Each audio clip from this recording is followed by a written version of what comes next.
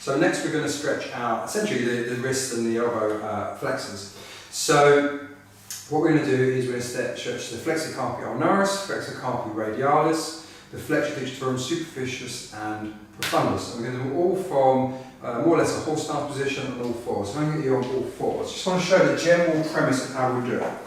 So we're going to vary different positions. We're going to have the hands straight, external rotate, internal rotate and such. But the basic premise is going to be this.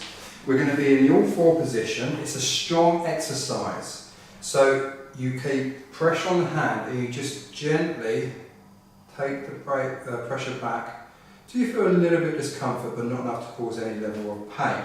Okay? And that'll be it. It's very easy to control from this position. So if we could turn the face to the camera please, Emily.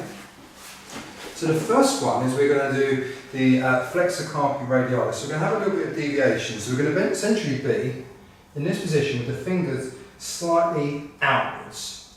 Okay, and this will be a great emphasis on the radialis component. So Emily's got her pressure on her hands. She's got enough flexibility to do this. And she keeps that pressure and just gently sinks back until she gets a little bit of discomfort, a good stretch, but definitely not any level of pain. We would hold that there. Then we're going to come off. Then we're going to have where the fingers are slightly more rotated as such.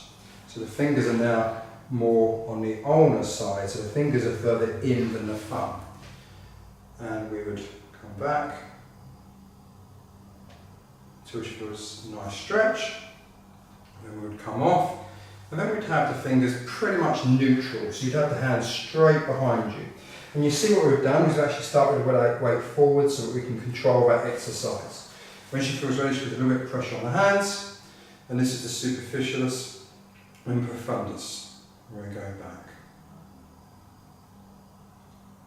Okay, so just as a recap, we've got three basic positions. Finger further out, little fingers further in, and pretty much neutral, starting forwards and coming back.